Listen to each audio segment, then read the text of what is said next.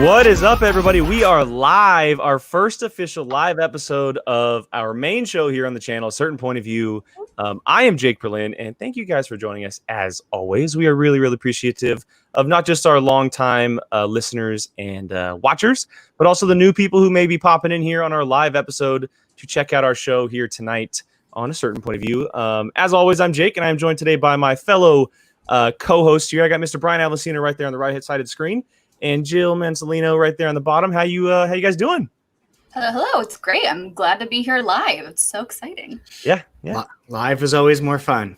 Yes, it is, and we're gonna have some interactions for sure from some commenters. I'm guessing, and we have a really cool show to talk about today, guys. A lot of stuff happened last week, obviously, not just with matches, but also a little announcement was made for a tournament that may be coming down the road. We're gonna discuss that and recap what we watched last week, as well as preview, as we typically do, and make some predictions. But also, we have a special guest here today, one who we've been aiming for a while now, and we're finally able to get him on the show, and that is Mr. Ben Goddard, and we are very, very excited to have him on the show. How you doing, man? Not too bad. How are y'all doing on this lovely Sunday? Good. Not bad. Yeah. So excited to have you. Yeah, excited to be here. I always love talking Schmodown.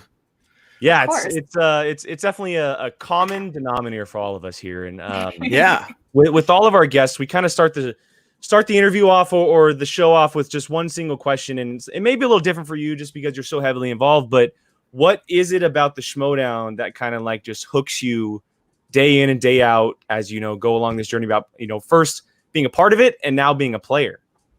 For me, it was I was always watching movie fights with Screen Junkies, and then when Christian and Mark went on that, I was like, oh, like I like these guys. They know what they're talking about. So that's how I discovered the Schmodown. And, arguing about movies or, debating about movies is very subjective. And it was cool seeing, and I love movie fights, but it was cool seeing like, oh, no, there's like a right or wrong answer to a lot of these questions. And, playing along and watching movies a lot, like, oh, I could do this. And, everyone says that when they're at home. And we've seen a lot of people lately come from the fan leagues or from obscurity like myself and do pretty well, let alone, all the champs we've had in the last year from the fan leagues. Probably three of the best players we have right now with Smets, Chance, and Paul Oyama are from the fan leagues, let alone, Robert Parker's a rookie phenom as well. But just, it's also, I always remember me and Dan were talking about this, just like what really hooked me was like in their three-way belt match, they all got like a question wrong or like two of them got it wrong and they were all just laughing. And this was for a championship.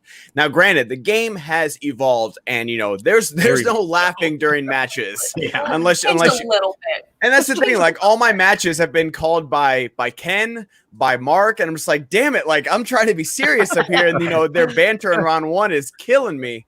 But just kind of that, because like, I am a competitor. I've played sports all my life, so I love that aspect of it. But I do love being able to talk, oh, did you get this right? Did you get that right? And then, when there are funny answers, when there are like, when people write down funny answers, how do you spell cat or something like that? It's great. That's fair. That's fair. How long have you been watching before you got involved in it? A few years. I know it like I was really, really into movie fights. And then I was one of those guys, honestly, until probably last year, like the beginning of 2019, I was the guy that fast forwarded to the trivia. Because I'm not a wrestling person. I respect the athleticism, and I love the movie Ready to Rumble. And back then, like UFC and wrestling kind of go hand in hand. I had an age where I was super, super into it.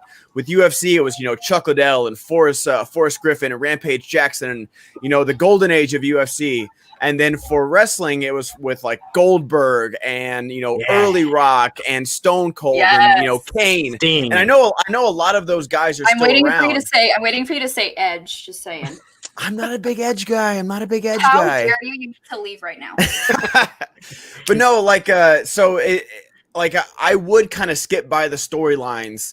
But I still loved the matches. I loved when Innergeekdom got introduced. And even before, I've always said that Star Wars is my favorite league to watch because, one, they were so rare. I love seeing this tournament because you get to see these competitors over and over in this confined amount of time.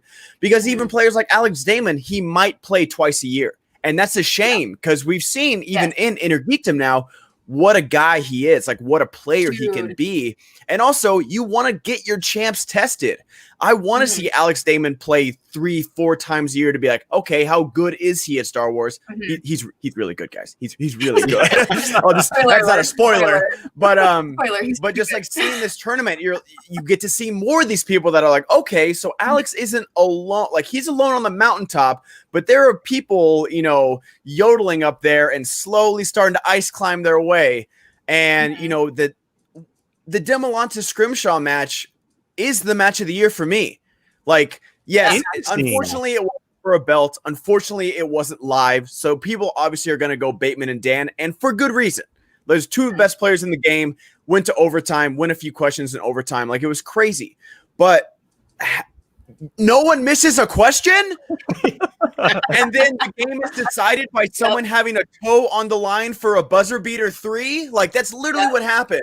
If that was an NBA game, it'd be replaying on ESPN Classic during coronavirus because there's no sports going on. Exactly. No, hands down. And we talked about that too. We said that match is definitely contender for match of the year. It was for a Star Wars match that was insane. It was crazy. Yeah. Although I will step in and say the match of the year for me actually doesn't count, and that is the Lord of the Rings match. The Lord of the Rings match. And that I feel like that will get, like, Lord of the Rings match was insane because again, like 3 questions were missed in the entirety of the match. Yep. I missed my 5-pointer. Smets missed his 5-pointer. And so they missed the Rohan flag question, and then Alex missed one question. Yeah. And that was literally insane. It. And I knew that was going to be like, I knew. Patreon slice, like award slice this year. They have to. There's been so many such amazing Patreon matches. They need to have, like, they have to. Like, I will fight somebody until we get that award. Did I get Alex's 5-pointer? Yes, I did, Heather. God, I'm salty as hell about that one. I mean, you make a good point with as far as the competitors, because it's funny. Someone just hyped up, asked how long Smets has had the belt, and he literally said today, "I could care less until someone challenges me." Yeah. And so and I mean, Smets for you too. Smets is very aware of holding that champion. Like he's very aware that it's you need to defend it, and he's 100% ready to. Yeah, here's a good one. So many times he's been. That match. Stacey Persipper was great. I was in studio for that one. That match in studio. All of us went insane. Like, that's awesome. I've never seen such a reaction. You can hear me yell because she had just gotten a spray tan that day, and you can hear me yell in the match. It's because she's so tan. That's awesome. That's awesome. Oh man! So I hadn't seen a reaction like that since Wit pulled that 5-pointer. Yeah, God, that one. That's another Jake, one. You where and I everyone fell out of our seats for that one. I couldn't even be mad at him. He took away Sean's TKO, and I couldn't even be upset about it because that poll was so good. So good. That was such a good poll. That was so. So you've kind of made a bit of a storm on here as well. You're 3-0, and you are 4-0. 4-0. Excuse me. Correct me. 4-0, and you've amassed quite the following with the Bandit Brigade. How has that made things that much more special for you, knowing that you're 4-0, you've got this giant following behind you?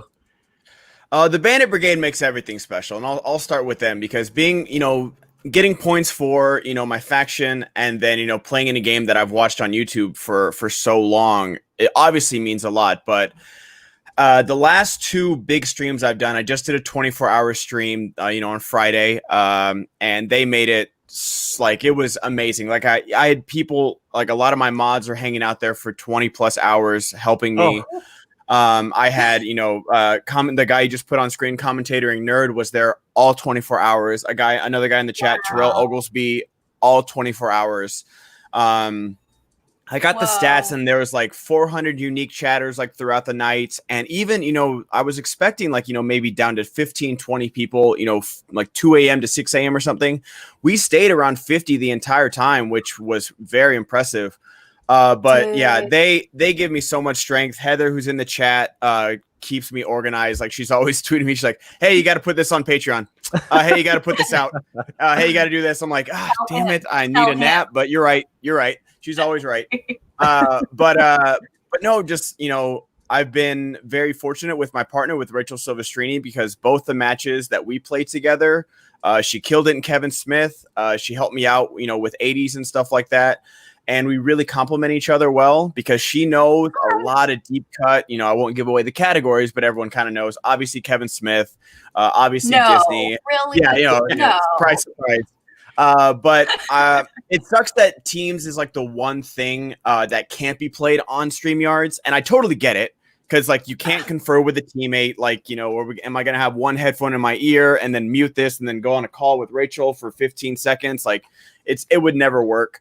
But because that outside of Innergeekdom, just because it's I'm always like, damn it. Delete this VOD afterwards, please. I'm gonna just start cussing, so you guys got to get demonetized and removed from YouTube. No, but Teams, I was having a lot of fun, and we were gonna play the winner of Deep 13 versus Final Exam, and I feel like that would have been, like, no offense to Butcher Boy's rookie team, Real Rejects, who both, hey, I knew Greg and John were going to surprise people in this Innergeekdom tournament, and Real Rejects are responsible for all of Shazam's points so far. Yeah. I'm pretty sure. Are they really? That's I think so. I think they have all 9 points at this point. Yeah. And like playing against them is so hard because you just want to hang out with them. Like Greg walked in the studio. I don't know if you were there yet, Jillian, but like he walked in the studio and was like, "Oh, hey, what's up, man? I'm Greg. Oh, wait, never mind. F you. We're gonna kick your ass." I was like, and then like obviously he was joking. I was like, I'm gonna get along great with this guy. But no, like I was really looking forward to playing watching Lon and Paul versus Alonzo and Whitney, who, Paul's a champion, but Lonzo, Whitney, and Lon, I feel like are they're like the Charles Barkley of the league. Like there's some of the best players that have never played for a belt or have one. And, people forget, if it wasn't for Matt Atchie's challenge, they would have beat the family. They did beat the family. It was over. The game was over, and they were going to go play Shazam. And Matt Atchie, literally, guys, he came from behind the curtain and did it. He had walked off the stage and then came back and said, "Oh, wait, no." And so we would have had a whole different Teams tournament. I have faith that Shazam was, on fire that whole season. So I don't know if they would have beat them, but the family lost. That like they lost that game, and they ruled in the favor of the challenge, which can be argued to the death with every challenge, as is this game. But they had beaten the family, and so I was nervous from the get when Tom and Paul got matched up with them for their debut match, because like, you know what, everyone's putting Tom and Paul at like the leader, and they are our A team for sure. Those are two great singles players, but so are Alonzo and Whitney, and everyone looked past them. And that 5-pointer about John Lithgow, they were just like, "Oh yeah, got it." Like they just done. It was like nothing. It's a lot of those teams that we're talking about right now, like Deep 13, Final Exam, and you guys, a lot of it comes down to each of you being completely opposite from each other as far as strengths and even weaknesses, right? You counter what Rachel knows very well with Kevin Smith and what her knowledge is. Same thing with Lon and Paul. I mean, that showed in their match clearly. And then Deep 13 as well. Their knowledge is very different from each other as well. And it's a big thing that is happening in the Schmodown about really strategizing who you place together. You don't have to be the Rokas or the Merles of the world. Yeah. As long as you can counter each other, you can be a really strong team. And so far, the 3 teams that we talked about, you guys have kind of like been the ones to like really lead the pack, along with the Real Rejects, obviously, to really like solidify themselves in 2020 so far. Yeah, and that's the thing. Oh yeah, go ahead, Joe. Go ahead. I was telling Jake and Brian too. I'm so glad that my girl Rach has a good partner now who can really emphasize her strengths, and I'm just glad you guys are a thing and you guys are kicking butt, and it's so fun to watch. And I'll say you'd be hard pressed to find someone that doesn't have a burning passion for this game like Rachel Silvestrini does. And again, like exactly how you put it, Jake, like it's more about complimenting each other. Yes, you're going to have, who's the boss and founding fathers who can, like literally Roka was on his deathbed and they still won the belts championship that night. So you are going to have teams that are powerhouses like that, like Shazam. Like, I mean, either of those guys could compete for singles belts. But you are going to have these teams that complement each other and can, work with each other through a tough round 2. Can be like, okay, what's the category for the 2 and the 3? Okay, let's work it out, and hopefully the 3 works out for whatever player doesn't take the 2. And in that tough real rejects game of opponent's choice and them getting one of their strengths, like that's how it worked out. Like, I pushed through round 1. God, I misheard a Nathan Fillion. Damn, that stupid piece of crap Serenity with Matthew McConaughey. The bane of my existence. That movie's so bad. That movie is so bad. That's why, like, I heard the question. I was like, wow, they're really asking a Serenity question in round 1? Oh, okay. And then when it literally, and I was so confident in my answer too. I was just like, when I heard Nathan Fillion, I was like, nope. And I was like, whoops. And then everybody got it. And I was like, that's why I was like, just grasping a straw. I was like, did you say the year? Oh, you did? Okay, I'm wrong. All right. Well, with that, let's go ahead and get into some news that happened this week. We mentioned up top about the 36 player singles tournament that was officially announced. No date as of yet, but the one piece of news that did come with it is that the finale of that tournament will, in fact, conclude with Spectacular, which is a really cool addition there. No other details as of yet, but we can discuss it here because it has been talked about for a while. At first, it was a 32, and now it's been announced as a 36, which makes sense with all the players that we do have in the league. Yeah. Open conversation here about what we think. First of all, for me, I think it's a brilliant idea. Obviously, the Innergeekdom and the Star Wars tournaments are paying off and then some. They're really fun to watch. The interaction between competitors and fans is really like high, just top notch from what it's been in the past. And I have no doubt a singles tournament would do the same, possibly even more, especially when you're putting up factions against factions, because you could have multiple from each faction playing each other. So it's a no-brainer for me, for sure. I have a question, though. So would it be the same for the singles tournament where Merle doesn't compete because he's the champion? I believe so, yes. Probably, and yeah. I would think so. I know Christian mentioned on SCN as well, is like they're still going to have the Roka-Irwin match, which I think is a number 1 contender, or I don't know if... I think it is too. I think yeah, so. It's either that or it was going to be like the winner of Roka Ethan was going to play the winner of Guy Kalinowski, and that was going to be a number 1 contender match, but maybe that's like Guy Kalinowski might play like Ben Bateman or something like that, who's, like obviously deserves another title shot pretty soon. Mm-hmm. I don't quote me on any of that. This isn't insider information, I'm just because it would kind of suck for, for Ben to like, even if he gets a number 1 seed versus like a 16 seed, maybe, just maybe Jader, even though Jader's 1-0, like Jader would probably, even on the usual suspects, if they get 4 players, you got Janine, you got Ethan, you got possibly Andrew Guy, and then Jader would be the 4 seed on that team just because of like the strength of those other 3 players. Or like out of the den, James White might be a 4 seed just because he hasn't played yet.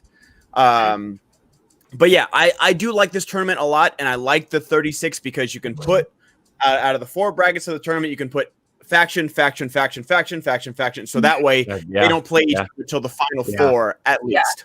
That's smart. That's very, very smart. Brian, what do you think? Go ahead, Jill. I was just going to say, I just don't want the Finstock exchange to get any more points. So it's going to be tough. The fact that Merle doesn't get to play helps in that aspect. So...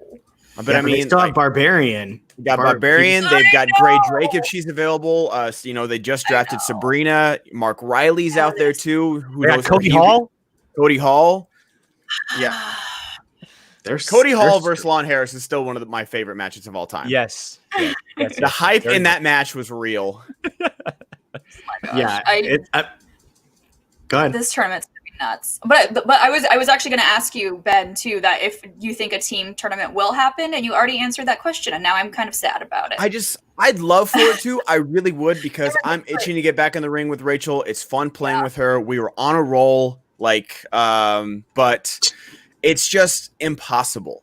Like unless, you know, maybe as soon as maybe they lower the restrictions where we can, you know, still sit, like maybe me and Rachel can, like, you know, get tested right before and then play, and then the two teams are sitting far apart. It'd be a lot of precautions, but you can't do it online. You just can't, because there's no way, like, you know, even, you know, when Jake takes me out of the stream, I can still hear everything that's going on. Yeah. That's a bummer. Yeah. But yeah, I'd love for the singles tournament to be live too. Like once the Star Wars tournament is over, like, you know, you get one pre-recorded match on Friday and then you get one live match on Wednesday. I feel like that would kill. And the Star Wars tournament has already been incredible for the league. I mean, the first episode the first show had, like, what is it, 1,800 people watching live or something at 3:00 in the afternoon for most West Coast. Star Wars one? It's crazy, and you put a singles match in. 1,800 people that watched that. I gotta tell Sean. And it was Ace versus Josh Cavedo. It was the play-in. It was like, the play-in. Like, everyone knows Ace, but not as a Schmodown match. Like, that's insane. That's the thing. Like, if they'd I couldn't even imagine, like, if they'd started off with, like, you know, Ken versus Ace, or, you know, if they had started off with Demolanta versus Scrimshaw. Good God.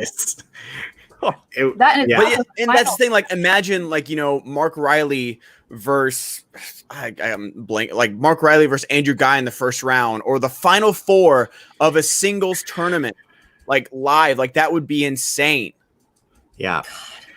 I mean, singles has a lot of potential to come with some heavyweight matches, and a lot of chances for new people to show up and just shock and throw the whole thing off. That's how Shazam catches up right there, because, you know, I don't know, because I think, you know, losing to Dan in the three-way in New York might have knocked back Brendan and Bibbs just a little bit. And so they'll get a high seed for sure, like they deserve. And also, if you're Shazam, you want your heavy hitters to get, you know, a 15, 13 seed. Not that I don't think there's really any pushovers in singles league, but there are definitely stronger players. And so you get Bibbs matched up against, you know, a first-time rookie or someone that's 0-1, 1-0, 1-1. They're going to rack up some easy points right there and get like Bibbs and the kid on the opposite side of the bracket. Done. Like, that's so many points for Shazam. And you see what Finstock Exchange is doing. Barbarians won one match. Andrew has won one match. That's 6 points. And they're back 7 points, or 6 points ahead of Swag now, after Ace pulled off a big upset against Ken. And if it wasn't for that, like, I've got my Robert Parker match coming up in July, but unless, you know, I beat Robert Parker, either Chance or Paul, possibly either John Humphreys or Craig, and then Brandon Hanna, Alex Damon, Zipper, or Kalinowski. Oh yeah, you know, it's a real easy run for me to, you know, rack up some points for the Den. That's true. That's fair. That's very true. All right, so let's go and get to some matches that went down last week. We have 3 matches to discuss here, and the first one that dropped on Patreon early, but officially second last week, was the Alex Damon versus Jen Kemp match, the IG match. You had Rockstars versus Suspects here. I know a lot of people had chosen Damon, and that was the case here as well for us. But I got to say, I think we may have talked about it in our group chat as well. Jen Kemp looks like she can be someone who can really, really play in IG. She has some strengths that are very interesting and you know, counter each other very well. Like, you know, Star Trek in Harry Potter or whatever she had chosen as a strength. She knew all those Star Trek questions that day. Dog is a restless sleeper. She showed up big time, and it was a great match. I mean, it's the first time we saw Alex Damon lose a round. He was down in the first round, which was cool to see. He's obviously human a little bit, but he ended up winning, taking the victory there. But a great match overall, very fun match, and I'm very, very happy because I had no idea who Jen Kemp was, and she definitely showed up, and I'd love to see her in the future. Me too. I see you with CNET. I see you with your CNET games. Oh my gosh! I was like, "Oh, girl, I want to be your friend, so we can play some board games." She killed it, and if not for having possibly the hardest 5-pointer in the history of Innergeekdom, let alone the entire Schmodown. What 5-pointer was? Who plays Marty's brother? Yeah, in Back to the Future. Right. Yeah, I wonder if Alex knew that, because I know that's one of his strengths. I mean, I don't think he ever said. That'd be interesting. I mean, you don't give away that, but good God, No, a guy who's done the that was a Wonder tough one, I Years remember that. and kind of it. I mean, he's got other credits, but I mean, holy crap. That's definitely Yeah. a 5-point question. That's for sure. Yeah. Yeah. God. So you can't discredit her. That's No. I'm excited to see more of her for sure. Super stoked to see what she can do. Yeah, 'Cause Alex. she But yeah, I do want to talk about Alex though, because I am Yes. getting tired of people being like, yeah, he's good, but has No. Alex Damon shown great. enough He's in great. Innergeekdom? Like, did you see him in the Lord of the Rings exhibition match? Yeah. Check on that category. He went Alex 10 for 10 in Star Trek. Check on that category. He already said that, he loves Indiana Jones and Back to the Future. I think he's decent at Star Wars. So I think we can stop underestimating Alex Damon every time he plays. the fact that people are even underestimating Alex Damon is Yeah, Brian. insane. Yeah, Brian. Yeah, Brian. The one time I pick against him. We made a bet on our reaction, and I said Alex, he's gonna go 5 for 5 for 10 points here, and Brian bet me $10, and I won $10. Nice. perfect. Yeah. The one time. Although he David doesn't- is a beast. He doesn't and like argue- Harry Potter though. How does he? Wizarding okay, world. Alex, we can talk. But he's insane in arguably the two hardest divisions of Schmodown, and it's people like, yeah, he's good in Star Wars, but it's like, no.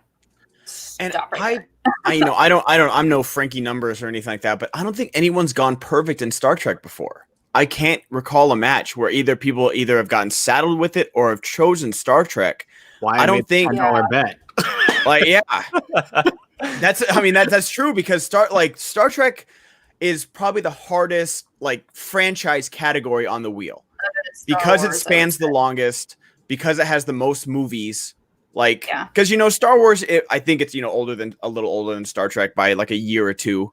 But there's a big break. There's 10 movies or maybe 11 movies in Star Wars. I don't know if a Clone Wars question ever got asked in Innergeekdom.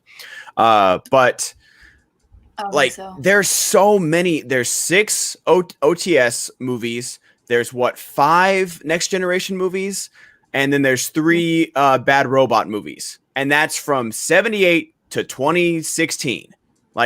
It's a lot. And he spun it and he stuck with it. Yeah. So he could have. That's insane.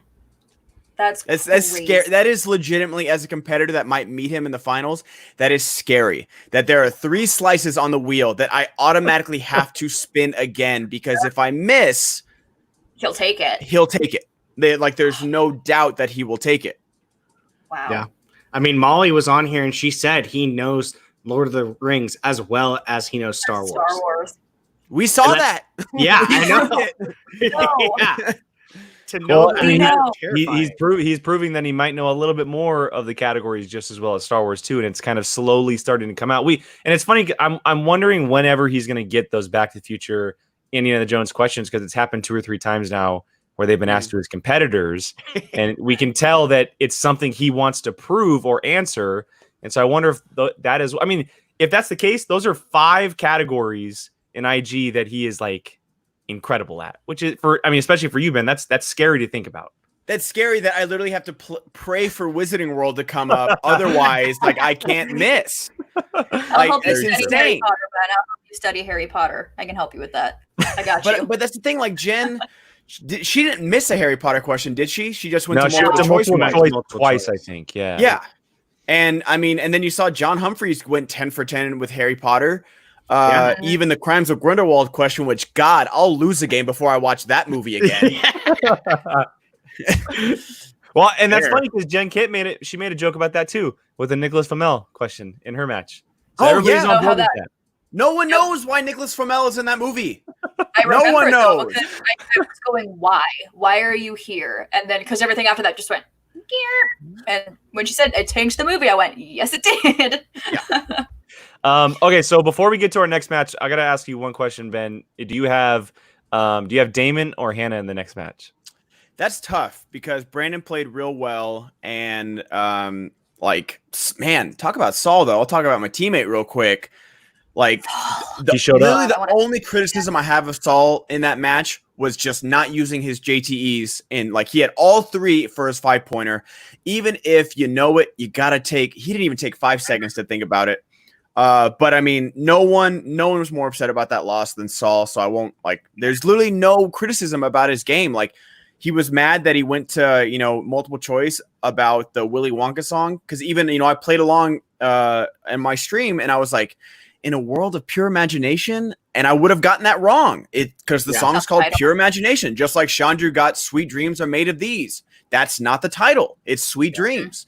So, and that, I always know the songs, but getting the exact title is always tricky. So that was a right one. And then the one he missed, Michael Mando knows who Michael Mando is in Spider-Man Homecoming. And because Brandon didn't either. He got it wrong. I was like, I know it's not Toombs because that's Michael Keaton, but I maybe go multiple choice, but he also did the right thing of not going to multiple choice because if he guessed wrong, now the answer's on the board. Yep. Mm-hmm. And so he played really well. Yeah, he played really well, but Brandon won the big game that he had to. So the only thing you're wondering is if Brandon is like, okay, I won the most pressure I've ever had to, because if Brandon would have lost that game, possibly we don't see him for the rest of 2020 and maybe not late into 2021 because he's would have lost 3 in a row to a rookie that replaced him on the Den. Literally all the storylines put all the pressure on him, and he put all the pressure on himself by just carpet bombing the entire league. So he won the big game, but I think these guys are really evenly matched. And again, now that Brandon knows, granted, Brandon probably is pretty good at, Star Trek and Lord of the Rings and Star Wars. He's not as good as Alex Damon in Star Wars. We all know that. Yeah. I don't think he's as good as Lord of the Rings, and just because of what I've seen, but he could be as good at Star Trek. He could be better at Harry Potter or MCU or DCEU. So I think this is a pick'em game. This is a 51-49 game for me. How about y'all? I'm with you. I agree. Go ahead, Brian. No, I was going to say it's definitely close. I think where Damon is weak, it would be Hannah's strength, and where Hannah's probably weaker at, Damon will have that strength probably. Because we've seen, could be Absolutely. Oh my God, your the dog. He knows he's on camera. Everybody in the chat is asking. His name is Kylo. Okay, his name is Kylo. His mother's name was Leia, so it seemed appropriate. And yes, there you go. So there's your answer for everybody in the chat. He's a pup of Ren. But yeah, no, this one's going to be close because I feel like, Hannah knows Harry Potter. Damon doesn't really care for Harry Potter. Does Hannah know Lord of the Rings? Well, Damon knows Lord of the Rings. So it's kind of like, I think it's going to be kind of a toss-up. Yeah. Yeah. Just everybody. Yeah. Oh, God, yeah. He's more of a restless sleeper than I am. Yeah. And he'll do that for a while. Jill, who are you thinking? I know this is a tough one, but Hannah or Damon? Oh, I'm going to go with anybody who's going against Brandon. I figured. So many bridges. He went against my girl Janine. He went against my man Kevin. He went against the Den, which clearly I'm a Den household. So anyone who's going against Branda, I'm going to root for you. And I'm really happy it's Alex because, as we said, Alex is insane. He knows his stuff. So, Brandon, like I've said before, study up on your 5-point Star Wars questions because apparently you keep getting those wrong. So what we need is that Smets needs to beat Chandru in the belt match, and then Smets needs to get into the Star Wars League after Alex wins this tournament, and then that's your first live event right there. Just a double header of, hey, we're gonna play the Star Wars belt match.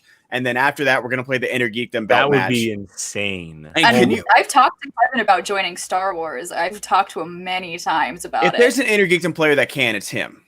It's Kevin. Oh, hands down. But Kevin and maybe Kalinowski too. I can see Kalinowski coming into Star Wars too. I don't doubt it. Mike has proven himself over and over again in this league of how passionate he is. So, but I really think that even if Alex just if he gets to the finals of this tournament, and then he beats whoever wins the Star Wars tournament, he's on Mount Rushmore or Hall of Fame, whatever you want to say, because he would have beaten the best of the best when we finally got to see the Star Wars competitors go up against each other, battle it out. It's no more, one match and then you're fighting Damon. No, you have to earn this title shot now. And then he would have gone against the best of the best in Innergeekdom. Because regardless of what you think, you either have to go through, Robert Parker, Chance, me, Barbarian, Paul Oyama, or you have to go against Zipper, Brandon Hanna, or Mike Kalinowski. Okay. So, you got to do that. And granted, he got a tough first round match against Jen Kemp, which no one saw coming. He's got Brandon Hanna coming up next. If he beats him, he's going to probably face, Mike or Zipper. Greg had a hell of a match. I think Greg is going to make Mike sweat a little bit after seeing him knock out Warfather. Because even if, Warfather doesn't get him right, you still got to answer your questions right to knock someone out. But I think Alex, if he makes it to the finals of this tournament, he's top tier. This is exactly how I feel about this match. The wheel is going to determine it, probably. Because if Damon gets Star Wars, it's game over. Because he's going to go perfect. And then, if Brandon gets one that he's good at too, but we don't root for Brandon in this household. Which is okay. That is okay. Alex just has to improve on his round one because he's done really well in round two. But he's just got to get that general stuff down. And he'll be great. Alex already is great. All right. Well, moving on to the Star Wars match that happened last week. We discussed it on our live breakdown we did last Thursday. We're doing those every Thursday evening. You guys can check this out here on the channel. But just quick thoughts, Ben, on Knapsack versus Ace here. Ace showed up again 2 in a row here for swag. Really showing that he's capable of taking on this league. What did you think of this match overall? Everyone had Josh, everyone had Ken, and now everyone's got Laura. So Ace is playing with house money right now, man. He's just going all in every match and he's cashing out. So I still do have Laura Kelly just because she played literally like her name, lights out, and Sean put up a hell of a fight. But when you go 10 for 10 first, it does put pressure on you and you feel that pressure. But it was a well fought match and that was a hard 5-pointer too. But yeah, I know. But I'm kind of rooting for Ace, even though Swag's just pulled ahead of us with this match. I'm an underdog kind of guy, and so not that I think it's another 50. This whole tournament has been pickup games, from the very start.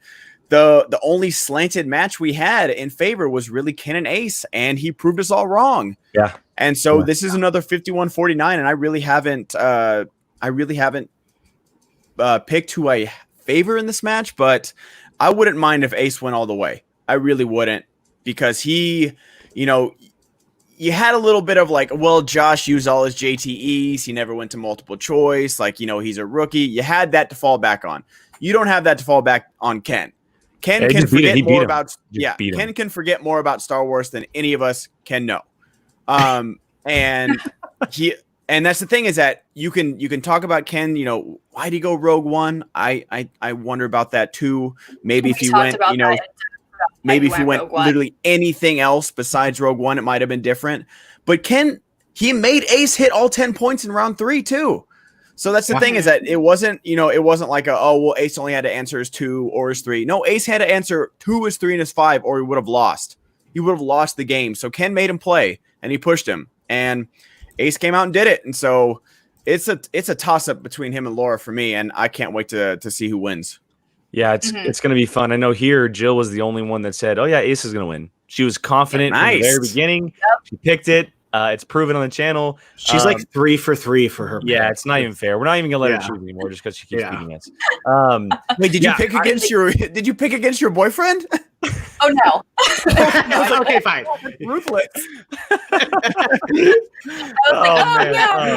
But yeah, for this one, it's she's talking. Meanwhile, she's holding up a whiteboard that says Laura Kelly. No, of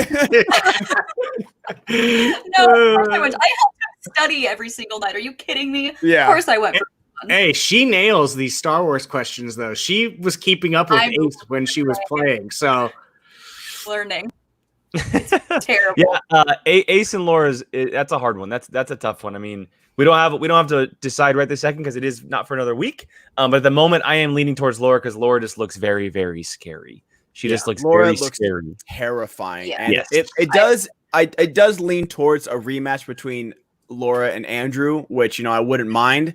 But now Molly and Ace, they have nothing to lose. Like everyone's underestimating them, so they can surprise people. Agreed. We here are cheering for a Laura Molly female battle to the death. I'd love it. Star Wars. I would honestly love it because and that honestly, just like what Janine said on Twitter and what Rachel backed him up was saying, just like, or what Abby said. And then, that kind of went, pretty big within the community is that female competitors, their wins get picked apart, their losses get shredded apart. And it just doesn't happen a lot for male competitors. Like, I didn't play that well in my Innergeekdom match. I honestly didn't. Like, scores and soundtrack kicked my ass. And I didn't have to answer. Luckily, I got Wizarding World. Like, I got he got opponent's choice too. Otherwise, it could have been very different. I realized, that's luck of the wheel for me, when it came back around to Jim. But, people I saw, people were doubting Molly's match. And then, when Alex came and gave her a high five, people were talking about that. I was like, they live together, they're married. What do you expect? She was on our show and said he was in the other room and came in and gave her a high five. Of course. It's like, I'm sorry, my wife just won her very first Schmodown match live in front of 1,500 people. I think a high five is the least I could give her. And the first time I got that, I was going nuts because of that. Oh, was he in the room the whole time? It's like, and the last people on the planet who are going to cheat on this is going to be the Damons. Are you kidding me? Yeah. And also, if he's in the room, she's not missing a question, you idiots. Yeah, that's true. Game and you guys, oh my god, are they beautiful minding it? We're like, oh no, we got to miss a question, make it dramatic. Can't be too good. Like, get out of here. Yes. Yes. The thing, while we're on the Star Wars thing too, comparing with that, someone on our live chat the other day had said that Ken had lost 9 of his last matches. 9 straight. 9 straight. And he was still the favorite, but if had that been a female player, that would have been. Well, I can't believe, both with Ken and Joseph, they'd only won 1 Star Wars match. And that's why I'm glad with saying, with seeing this tournament because, Joseph and Ken are amazing, but, winning 1 Star Wars match, Ken winning the belt in his 1 win, and then Joseph earning a belt shot with his 1 win. Like, you want a little bit more. You want them to really earn these belts. And that's what this tournament is doing. And I feel like there's always going to be a Star Wars tournament from now on because we are seeing these guys just bar fight in an alley for these wins. Like, it is just straight punch for punch. Yep. And when Andrew went 10 for 10, I was like, whoa. And then Joseph went 10 for 10. And then they got I was like, this is insanity. Agreed. I'm petitioning for a loser's bracket and have someone fight through. I'm all of you. Brian, me and you are one mind. I'm especially for this singles tournament. If you want to make this, if the next big thing is in December, you want to make this thing last. I'd love for a loser's bracket. So if a Ben Bateman or Mark Riley or someone loses first round or second round, they get to go down. And okay, who are they going to play? Maybe me. Maybe, you're not going to play anybody bad, even in the loser's bracket, but making it a double elimination tournament and then having the loser's bracket finalists beat someone twice in a row. Talk about a live event on Twitch. Like, hey, possible double header today. Ben Bateman's got to beat his faction mate Barbarian twice in a row to get to a belt shot. Not the belt. He's got to get a belt shot. Yeah. And so just, oh my gosh, that would be insane. And someone would make a loser's bracket run. Someone would go into the loser's bracket and win 4 or 5 games in a row and be like, hey, we got the final 4 up here, but don't forget about so-and-so who's, lost their first game on a 5-pointer and they're crushing everyone in the loser's bracket. Yeah. I watch a lot of esports and they always have losers brackets and I'm all about a losers bracket run. I love that stuff. Agreed. Yeah. It would be fire, especially something like Star Wars too, because it's not at this point, it's not as that big. So I mean, you could have someone. I mean, look at Scrimshaw. He could have lost that first round, climbed right back, and he's right back in it. Yeah, like you have Sean, you have Sean, Ken, Adam, and Joseph playing each other again, and then the winner of that plays each other, and then the winner of that plays like whoever loses between the next four, and then the winner of that. Oh my, it would be so good. And then whoever, like, can you imagine a double header, someone beating in a Star Wars match? Oh, like be so how fun. mentally exhausted these people would be, but they're talking about something they love so much, so they just have that pride and like, no, I know more than you. I'm gonna win. I'm mentally exhausted just thinking about having to study again. Yeah. Yeah, poor PJ and Abby and I was gonna say I feel bad for the writers suggesting a losers bracket tournament. Like, it's easy for just people to play. It's another thing to like write another 40 questions. Sure, like, gee, thanks guys, thanks for they're bringing that yelling at us to shut up right now.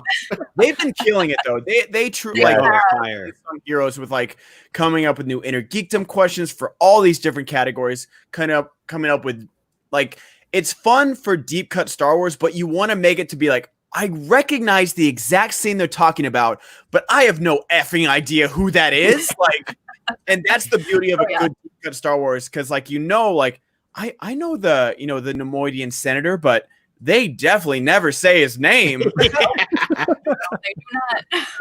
All right. If the Yodi Award doesn't go to Nerd Chronic, it needs to go to the question writers. That's dude. Nerd Chronic and his Brandon Hanna's Saul promo, so good. Is one of his best.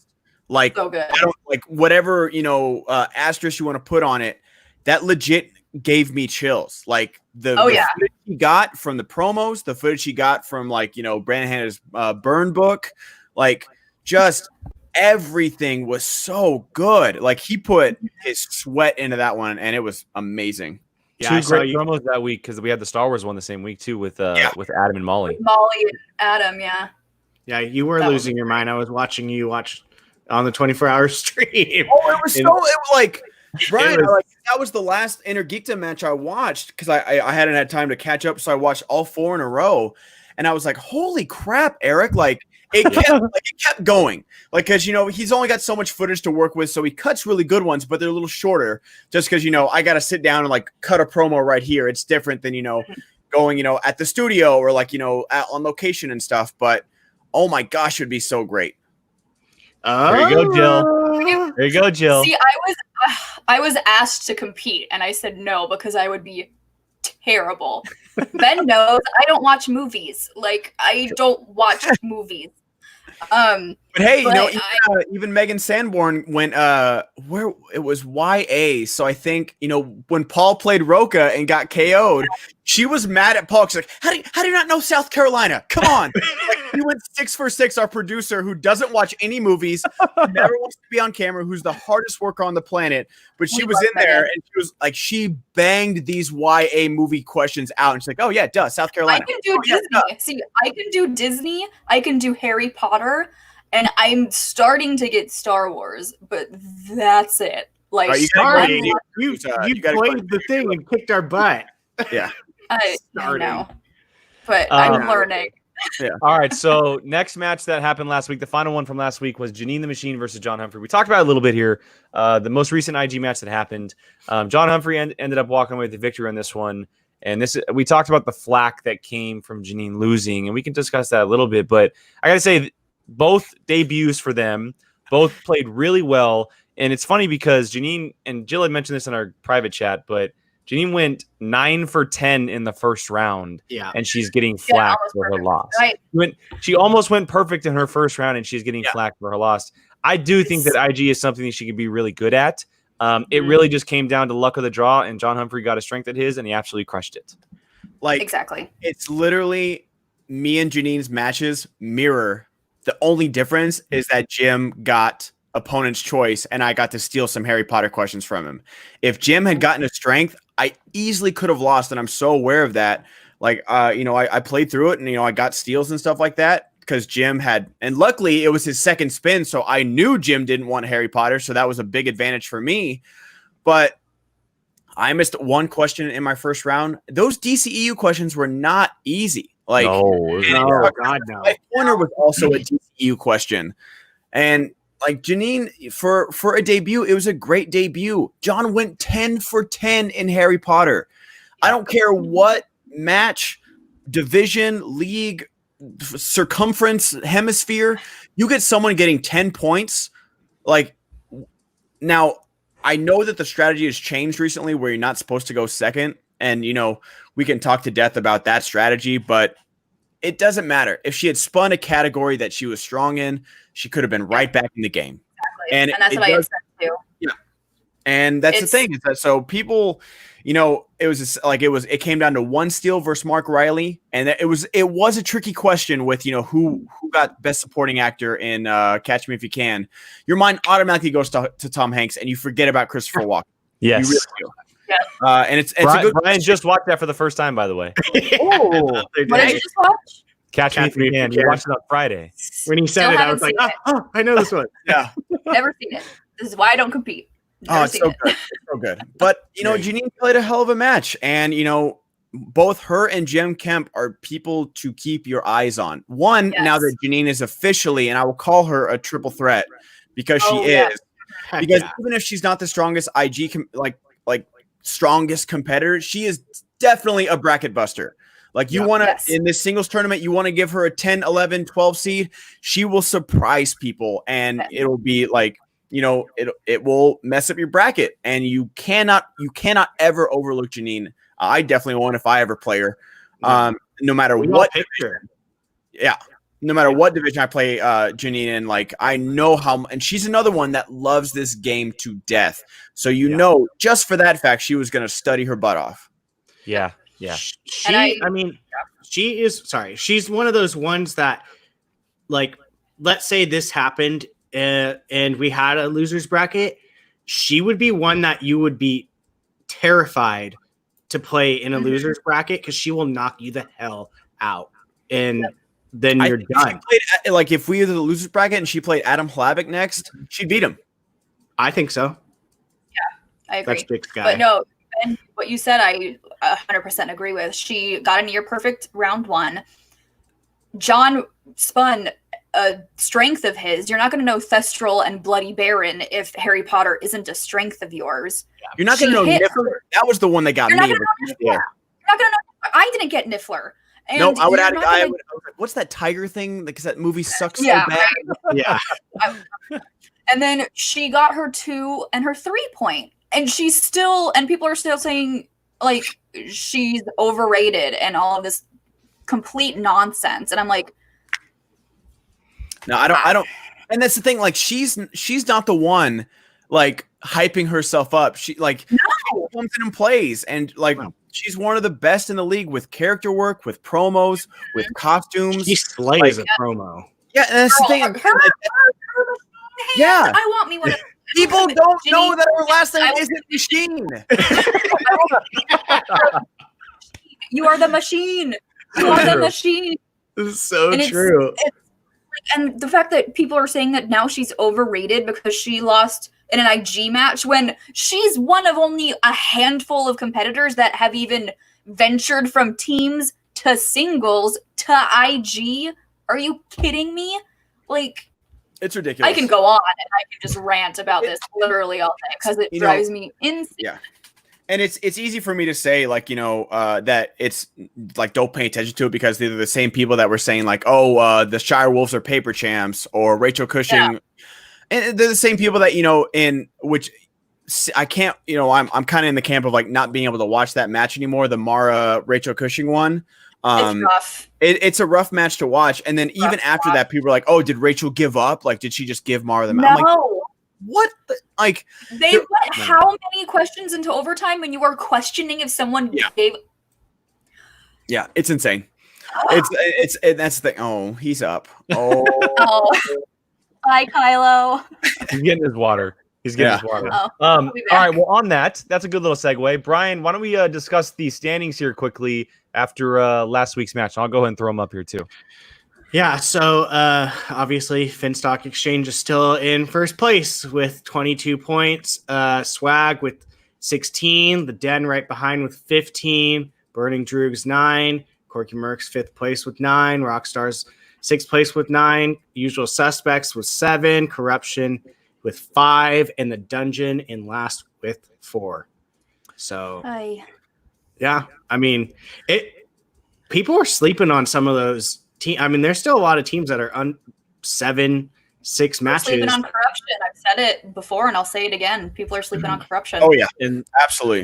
And they have a match this week too. They do have a match this week, and we can segue right into that one. This is one of the IG matches that's happened this week. That's Paul Oyama versus Chance Ellison.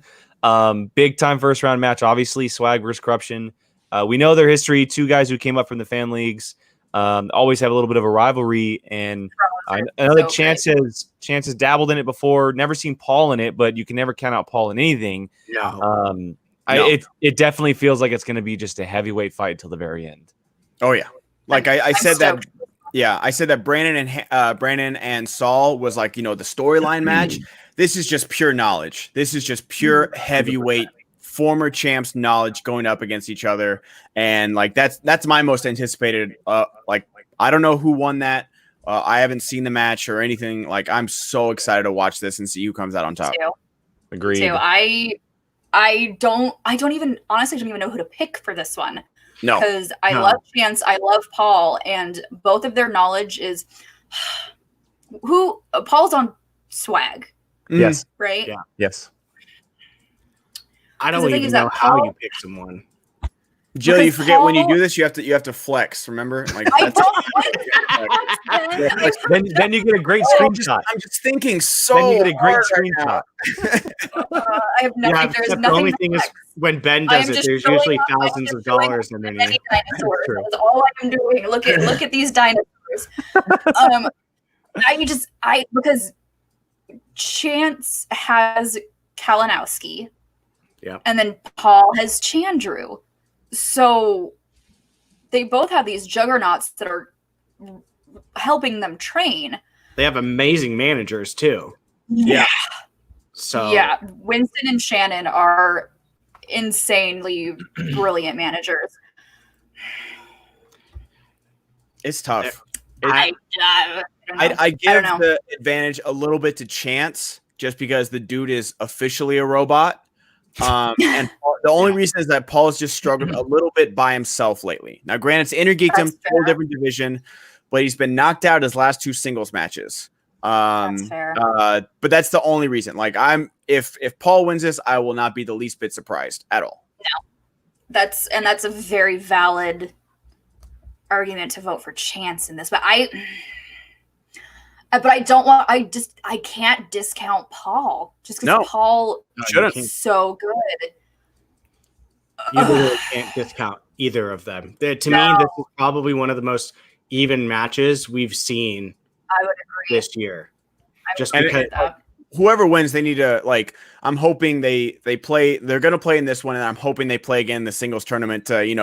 Like that, whoever wins this, Paul wins, he's 2-0 against Chance. But if Chance wins, they gotta play again. They have to play again for sure.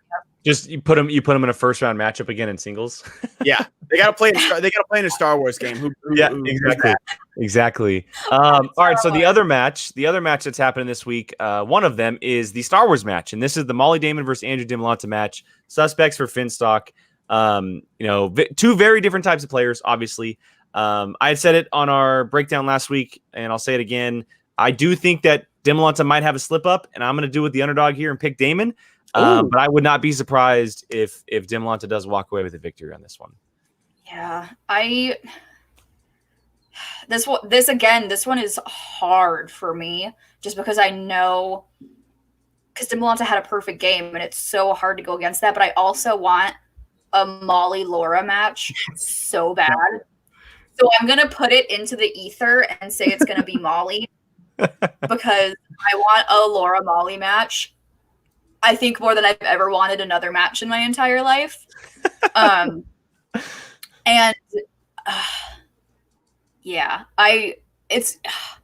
This match is going to be crazy. This match is going to be probably on the same base as the Scrimshaw Dimolanta match was. I think so too. It's going to be and now especially because now Molly knows that they're looking for exact. She's changing her whole study tactic now. So it's. Well, I'm just gonna put it in the ether because I want a Laura Molly match really bad. But Dimolanta is gonna be really, really hard to beat. Yeah, I agree. Yeah, I agree. I'm also I'm kind of with you, Jill. Put it out there. Hopefully it happens with Molly. But I mean, Dimonta's he went perfect. So it's scary to pick against someone that went perfect is crazy. But at the same time, she's being trained, and she's being trained by Alex, but really she trains herself. I mean, she's helping him probably study. She said she's in the one of the promos, every time you look off or he looks off, he's looking at me because I know the answer. So it's like, yeah. So if you're sleeping on Molly, you're nuts. In fact, I said it last week, and someone went into our video with Molly and was like, "You're crazy for picking her." No, you're not. No one's crazy to pick her. So no. I mean, it only takes one slip up. People thought I was crazy for picking Ace over Knapsack, and look what happened. Like, we don't know not to go against you, Jill. We know. We got it. I think the main thing about this next game is that I think Andrew will be the higher seed. You know, they're both 1-1. But I think just because like Andrew got a perfect game, they'll be like, oh, he scored more points in his one match, so he'll get the higher seed, which is fair. And so if he goes first and gets another 10 points, Molly just can't get her in her own head. Because I would be like, because the only reason she didn't get a perfect round was because Adam challenged, shield generator, shield, whatever, and got the technicality, which was a smart challenge. Even though he lost the point, it prevented her from getting another point, getting another 2 points. So if, which I'm fully expecting 2 perfect rounds, if Andrew goes first and gets another 10 points, she just can't get in her own head. And I think I'm glad that this is her second match in front of a live crowd. A third match, it'll be third match in front of a live crowd. But as long, and Sam will be there to calm her down, to talk her through. Okay, he's gonna go first. He's gonna do good. You can't worry about that. You just have to answer what's in front of you, and we'll go from there. And that's the thing. That's what Joseph did. He looked at Andrew's score and he said, "All right, I still have my 5 questions that I can get right," and he did. And then once you're past that 10-point barrier, if you go multiple choice, you can't, just like, oh no, I have to get this. Get within 2. You don't know if Andrew's always going to get his 5-pointer. You don't know if he's going to go perfect. Like Andrew, he's really hungry and he's really good. But any given day, someone can have a slip up. Someone can have a don't tell Peter. Someone can have Kalinowski got KO'd. Yeah. Some of the best in this game have gotten knocked out, and I don't think it's going to happen with that. But if she sees that big deficit before she goes in round 2, she's just got to focus up, and I think she will. And I'm going to go with Andrew, which sucks because I hate the Finstock Exchange. Andrew's my good friend, and I've told him this, and I'm like, hey, congratulations! I hate your team. But I do think Andrew will take it, but I think it's like every single game, it's gonna come down to the 5-pointer. Like he'll have to answer his to win, or he'll have to hope Molly misses hers. Yes. Okay, I love put up Jeremy's last thing. I love that what he just put out there. The most recent one. Yeah, I love that. That's a good catchphrase. Yes. Any given exactly. A lot of people in the chat are kind of back and forth about Dimolanta and Molly, but the one thing they are asking is that if it does come down to an all-women final, who are we picking then? Don't tell me that. I know it's too early to say, but I will say that I feel like the storyline, and it would probably fit better if Laura won, because he would have taken down Alex, his wife. You get the rematch from Spectacular last year. She's turned evil. Yeah. You cannot tell storylines and not say you want a Damon versus Damon match. That is so much the best storyline. There's that's very true. I love Laura. She's a sweetheart and she's a killer in the ring, which is crazy because she's like the nicest person ever. Then she's like, "You suck." She is. She really is. No one was more surprised by her promo because her and her friend were at the studio and they're the sweetest people ever. and then she cuts the most ruthless promo ever against Sean. I'm like, I know they were coming after me, and I was like, y'all. But yeah, I definitely just for team standings, just because if Chance wins, if Mike wins, just like Corruption can rack up some major points. I'm okay with Usual Suspects getting a few points because both of their Innergeekdom competitors just lost, so the max they can get is 6 points right now. Or I don't think there's not going to be any KOs the rest of the tournament. There's no way. No. But so I definitely root for Molly. Plus, like, that's another live event right there. Damon versus Damon. Yeah. Oh The my God. promos alone for That'd be this so match, fun. people. It'd be so fun. They'll be bringing up dating stories, like embarrassing stories, what they do in their sleep stories. Like, Can you come imagine them on. having to study against each other? Oh my! Yeah. The promo will literally have Maury Povich in it. Like, I want all the drama. I want the tea. Spill it. Let's go. Oh man, Jill loves that tea. Oh, yeah. You know me and my. I can brew a nice cup. If that's a good one, I like that. I mean, obviously, that would have to be a live event. Obviously, Oh yeah. but like, even even if it wasn't, just the fact of them having to compete each other, Sit against next to each other. Sit next to each other, literally right here, and just be like, Dantooine. Oh, yeah. Just like It would across be the such a desk, like they can't break fun eye match contact to even when they're writing on their whiteboard. They just have to look at each other the whole time. That would be such a fun match to watch, Molly and Alex. Like, that would be a hoot. I would love to see that. Yeah, God, But I can. or a Damon rematch would also be it'd be good. really good. Either she's way, Nerd Chronic's gonna throw the most fire Oh my gosh. promo for that match. You could he needs his own award. Like, honestly, at this point, because- If he doesn't get the Yodi award, I'm We riot. throwing a fit. yeah, We riot. He, We riot. he's I will making- throw this one back at whoever gets it. Here's this one. Take this one back. Yeah. we need Eric to have his Yodi. Yeah, he's doing amazing, and I mean, the storylines they're putting, the Adam Witz versus Molly's promo, So So great. it's so good, and Laura, I would just love to see. As much as we want Damon and Damon, I would love, at the same coin, I would love to see Laura talking evil. I took down your wife. I'm coming for you. She's the dark side now. He's always been such the definition of a Jedi. Like, oh my God. well, let's see. So good. We still got to see what happens with this next match. It's gonna be. we do have a few weeks to go to see what happens. Okay, so before we get out of here, we do one thing here at the end of the show with each of our guests, and so far it's only been Star Wars stuff, but we're gonna be talking. It's called "What's Your IG Favorites?" and basically what's gonna happen is we're gonna ask you a category like your favorite movie, villain, etc., and we're just gonna talk about it. You can talk about it. I know we're putting you on the spot here for these, but it's something we do with most of our guests. And so the first one might be a little difficult, but it's Harry Potter related, and it's your favorite spell in Harry Potter.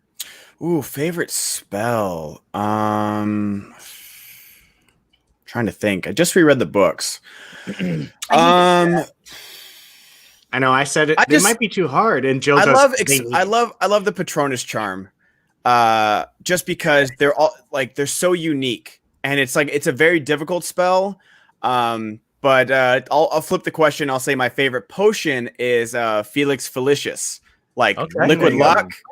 Like, Could you flex in your Harry Potter knowledge? what can I say?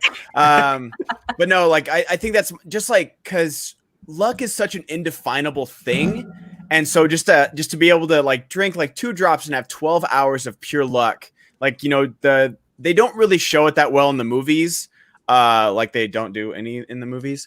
But just like the day that Harry has to get the memory from Slughorn is just like This water. Yes, Jared. Yes. turn this stupid fat rat yellow. But no, just I I always love that, just like this indefinable thing where it's like everything just goes your way, just like for a short period of time. It would be really cool. Now I have to know what house you were in. I'm a Slytherin. Oh, I'm a Hufflepuff. Yeah, Hufflepuff. Jake, didn't you get? Oh wait, what did we get? What did I you think get? I got Ravenclaw. Yeah, I think you did too. I think. I can see you as a Ravenclaw. I can see it. Brian, you got the next one? Well, I was gonna wait because Jill, didn't you want to ask if he had a Patronus? What one? Oh yeah, if you got to pick your Patronus, what would your unless you already took the quiz, you know what your Patronus is. I know I took the quiz. I cannot remember, but I Mine's would a love festival. a penguin Patronus. Like, can you imagine a little dude just like waddling up to a Dementor and chasing it off? Oh my god, that'd be amazing. That would be good. Either that or a I'm all wiener dog. Yes. That would be pretty funny. all Favorite for type it. of weapon used in an Innergeekdom type movie? So a Favorite wand, weapon. lightsaber. Oh my gosh. And not including vehicles, right? It's hard to argue against Magic Wand, but oh man, this is tough. It's not really. Look I don't around know, your just, like, room. one of my favorite. Look I wouldn't around say your like. room, pick one. Yeah, right. Yeah, I do have this right here. There you I go. don't even have a lightsaber. But I don't know. It's definitely not my favorite weapon, but one of my favorite weapon moments is from Winter Soldier when they're fighting on the freeway and Bucky just like takes out a knife and like spins it in his hand. And like that's actually Sebastian Stan doing that. And I get back there. Yeah, just like it's such a cool moment because like it's so like you wouldn't think a brainwashed assassin would go for flair, but he does, and it's just like it's like part of knife fight. He's like, whoa, ah.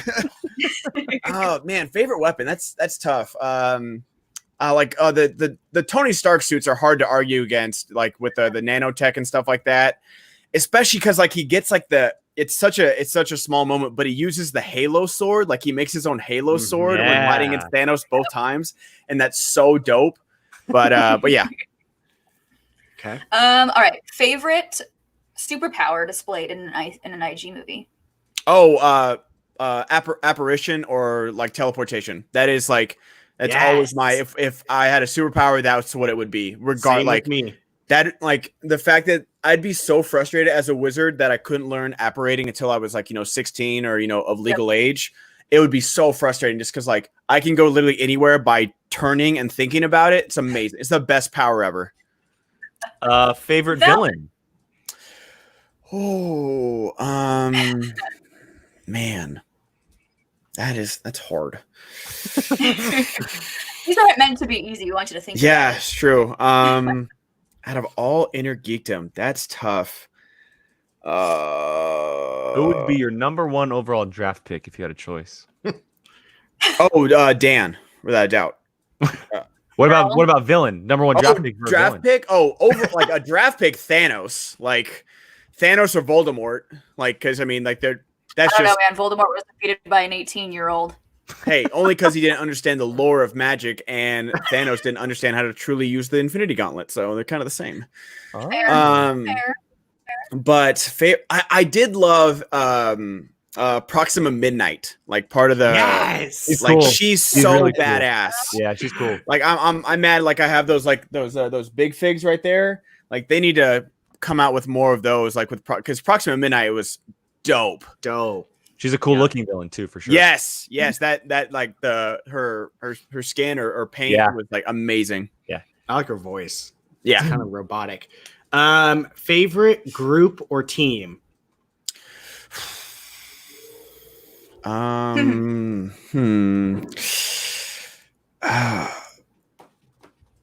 gotta say the Spider-Man and Into the Spider-Verse. Oh, Yeah. nice. Yeah, just like watching that, like I rewatched that movie for a Video Drew quiz, and just like, God, that movie's perfect. That movie's so perfect, and like Peter, like even Chris Pine's Spider-Man, like that's my underrated favorite part of that movie is in like when they like so spiders sense each genuine. other, and he's just like, "Don't worry, I'll help you." Like just right off the bat, like right there, So doesn't good. even hesitate to say, "I'm gonna help you through this. Don't be scared." And I'm like, that's my Spider-Man. And then like, it's like you shouldn't cry at a funeral of a character you met 10 minutes ago, but you do, because he was the embodiment of Spider-Man. And then Peter B. Parker comes along and just like the scene in Miles's dorm where he's like, it's, you know, it's a gut feeling, like, oh, it's a leap of faith. Like, you're not ready for this. And he's like, you guys don't know how I feel. And Gwen's like, we're the only people that definitely know how you feel, Miles, because we've all gone through this, literally what you're going through right now. Oh man, that movie gets me every time. Such a good movie. So good. All right, let's see. I'm next. Hold on. I lost it. Please hold. Let's do yes. Of course. We definitely are a bunch of geeks, that's for sure. Favorite IG character. Oh. You know, since I'll just say it's, well, besides, I don't consider Captain America an IG character. He's just like more than that for me. So I'll exclude him because, and that's what I will say, that what makes me so frustrated that WB says they can't do Superman. It's so stupid. Like, so work in the modern day. I'm like, bro, have you looked at what Chris Evans did for Captain America? Like that, he's literally Superman less strong. That's it. Like, he is the embodiment of like, it really is easy, but excluding like literally one of my all-time heroes, and that goes along with like Ray, and you know, like that's the thing, is that like characters that I've known for so long, like I don't think of them as IG characters, but you know, I will say Hermione Granger. Hermione is the hero, and you know, I'd put Harry Potter because that's like 6th grade on for me. But just the fact that I just reread those books, Hermione is the effing hero of those books. Like, especially Deathly Hallows. Harry wouldn't have sniffed the ass of a Horcrux if it wasn't for her. He would have died in the first chapter because he would have said Voldemort's name. How she had the overnight bag ready. She had the tent ready. She knew all the protection charms. She cast Harry with the stinging hex when they get captured. She knew everything, and she's the one that kept Harry in check, like when he was being a dumbass for 7 years, let alone after whatever happens after. Oh my gosh. And Jenny is up there too. Jenny, and that's the biggest crime of the movie, is that you don't get to know any of the Weasleys besides Ron. Book Ginny and movie Ginny are completely different people. Book Ginny is a queen. Movie Ginny is I kiss Harry, and that's what I do because I girl. Yes. That's literally her character. It's such a shame. Ginny is such a strong character in the books, and she's such a throwaway love interest in the movies, and it drives me insane. Okay, next one. Favorite world in IG movies. Favorite world. I always said the Star Wars planet I'd want to live on is Naboo, because like it's a good mixture of like city and being one with nature. But favorite world, that's tough. The Genesis planet before it fell apart in Star Trek 3 was always nice. But man, that's hard. Xandar looked good. Nowhere didn't. That's the thing, is a lot of these planets that they go to in IG movies are always like war torn and like terrible. Titan. Yeah, exactly. That's the thing. I'd never want to live on Coruscant, you know, unless you're filthy rich, which you know is everything in all these movies. They're always focusing on the royalty, but I do feel like Naboo is like the one exception where I feel like everyone at least is doing okay. But Coruscant, like you see the underworld there, and it's not pretty in Clone Wars. And that's where I want them to take Star Wars, is like in the underbelly and like these small stories. But yeah, I'd go with Naboo. I'd still stick with Naboo. There's a side question here too we have a commenter. Favorite place in Middle Earth? Oh, it's the Shire. If you want to live anywhere else than the Shire, you sure, you can be Boromir or Aragorn and like, you know, get to know the wilderness. Middle Earth's a scary effing place, bro. It is a scary place. Like, literally, Rivendell. That's a good counter right there. Or Lothlorien would be good. But I know I'd be the one elf to trip and fall off a tree. I know I'd be the one elf to be like, oh, whoa. Oh, me too. Asgard blows up. R.I.P. Asgard. Rip. Thanks, Ferris. I'll take that before it got blown up, but yeah. That's what I yeah. said. I was like, it looks really nice too until, Before. you know. Yeah, because the Empire doesn't know how to act. Hey, we've got a small incursion going on. Let's bring AT-AT walkers and kill everything. And when that doesn't work, we're just going to shoot a giant laser. Yeah, exactly. Good job, Claire. Favorite trilogy? Or Lord of the Rings. okay, but there you go. Yes, it's There, you understood. it's Okay. not and honestly, I'd say that maybe the sequel trilogy would have come close if they had landed Rise of Skywalker, but it didn't land for me. But no, Lord of the Rings, like that, I cheat all the time and say that's my desert island movie because they're one movie, and oh man, like the extended cuts are legitimately perfection. Fair enough. I can't Yeah. sit through the extended cuts, but So good. your favorite IG movie. Oof. I only pick one. I will not accept this trilogy as an answer. That's fair. That's fair. So I'll stay away from Lord of the Rings since I picked it for my favorite trilogy. Man,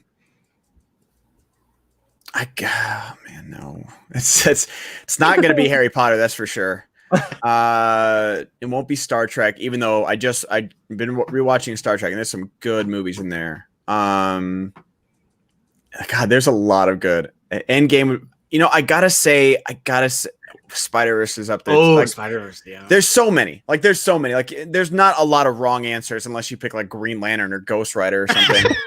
But we stand Green Lantern on this show. oh, jeez. I've Even never Taika seen it. I Waititi and can't- Ryan Reynolds refuse to acknowledge that they've been in. Oh Yeah. no, that's the thing is that Never I'm a seen it. Green Lantern fanatic. Hal too. Jordan's my boy, and I know, I saw it. I convinced myself that movie was good because I love Green Lantern so much when it came. I was like, oh yeah, the animation was great. They casted really well, like Tomar as Jeffrey Rush, and Kilowog as Michael Clark Duncan. Yeah, totally. But I'll say Winter Soldier. I know it's like an easy answer, but I mean, My like answer too. all these are blockbuster movies, so it's not like they're like, oh, this independent film, Infinity War. I don't know if you've heard of it. But no, I'll say Winter Soldier just because. Yes. Shut up, Sean. I like that movie. He decided to do that instead of Lord of the Rings, instead of being Gandalf. Oh my god. Really? Yeah, he was offered Gandalf, and Who? Sean Connery. Wow. Sean Connery as Gandalf would be really interesting. Yeah, And but then you I can't- think you he can't turned down see the me Matrix telling. too. He was supposed to be Morpheus as well. Whoa. Yeah, it was supposed to be Sean Connery and Will Smith. Wow. Yeah. Alrighty then. Hot takes. Wow. The stakes were made. Huh. Very much so. And Big I think time. that's Sean Connery's last movie is Leave Extraordinary Gentlemen. I think so. I think you might be right.